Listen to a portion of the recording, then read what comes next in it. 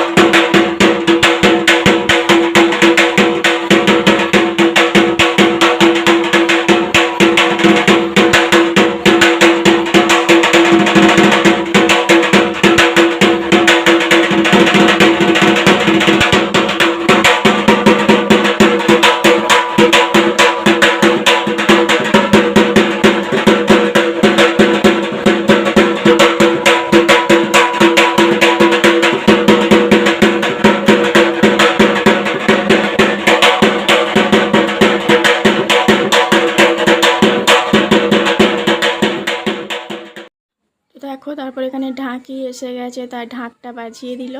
আর ছেলে এখানে একটু ধূপবাতি জ্বালছে, তো আমিও জ্বেলেছি। ছেলেকেও বললাম তুমিও একটু জ্বেলে দাও। তো জ্বালার চেষ্টা করছে, ওকে বলছি বাতি আছে জ্বাল, ও ওখান থেকে জ্বালবে না, ও দেশলাই দিয়ে জ্বালবে। তো ও দেশলাই দিয়ে না জ্বালতে পারে। তো ঢাক বাজছিল, ঢাক বাজতেই কিন্তু আমাদের পুজো পুজো ফিলিংস বলো, তো যে কোনো পুজোয় ঢাক লাগে, কিন্তু আমাদের কিন্তু ঢাক বাজলেই কিন্তু বিশেষ করে আমাদের বড় উৎসব দুর্গা উৎসব, তো সেটার কথাই মনে পড়ে যায়, তাই না? তো দেখো তারপরে এই যে ঠাকুরমশাই চলে এসছে, এখন মাকে সাজানো হচ্ছে ফুলের মালা দিয়ে। তো সেটা তোমাদের সাথে একটু শেয়ার করছি। তো আর মন্দিরের মানে মায়ের মুখের সামনে যে লাইটটা জ্বলে না, সেই লাইটটা খারাপ হয়ে গেছে। তো এখনও কমিটি থেকে মানে লাগিয়ে দেওয়া হয়নি, মানে অনেক কাজের মধ্যে দিয়ে তো লাগিয়ে দেওয়া হয়নি। তো মায়ের মুখটা অনেকটা ক্যামেরায় অন্ধকার লাগছে, কিন্তু সামনাসামনি অতটাও অন্ধকার লাগছিল না। তো ক্যামেরাটা অনেকটাই অন্ধকার লাগছে। তো দেখো মাকে এখানে অনেক ফুলের মালা ছিল, সবাই পুজো দিয়েছে, তো সব মালাগুলো পরিয়ে দিচ্ছে